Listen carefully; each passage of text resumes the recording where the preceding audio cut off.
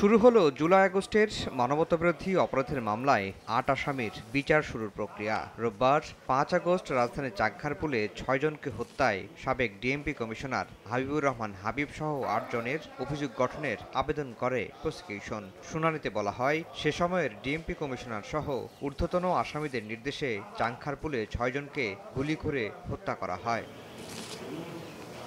এদিন পলাতক ৪ আসামির পক্ষে রাষ্ট্রনিযুক্ত আইনজীবী এবং গ্রেফতার ৪ জনের মধ্যে ২ জনের পক্ষে তাদের আইনজীবী মামলা থেকে অব্যাহতি চেয়ে আবেদন করেন, যার শুনানি হবে ৩ জুলাই। গত সরকার তার ক্ষমতাকে পাকাপোক্ত করার জন্য, ক্ষমতায় টিকে থাকার জন্য সারা দেশব্যাপী যে সমস্ত অপরাধ সংগঠন করেছে তার একটা পার্ট হচ্ছে চাকখারপুলে ৬ জনকে গুলি করে হত্যা। এদিন ২০১৫ সালে রাজধানীর খিলগাঁও থানা ছাত্রদলের সাবেক সাধারণ সম্পাদক নুরুজ্জামান জনিকে গুম করে হত্যার ঘটনায় সাবেক ডিএমপি কমিশনার আসাদুজ্জামান মিয়া, সাবেক সংসদ সদস্য সাবের হোসেন চৌধুরী সহ ৬২ জনের বিরুদ্ধে প্রসিকিউশনে অভিযোগ জমা দিয়েছেন জনির বাবা।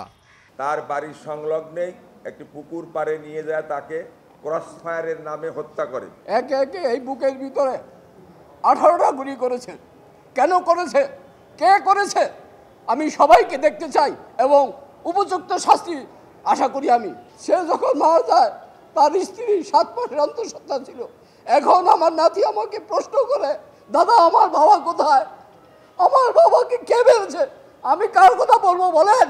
অভিযোগে বলা হয়, শুধুমাত্র বিএনপির রাজনীতির সঙ্গে জড়িত থাকায় ছাত্রদল নেতা নুরুজ্জামান জনিকে জেল গেট থেকে আটক করে গুলি করে হত্যা করা হয়। আফজাল হোসেন, সময় সংবাদ, ঢাকা।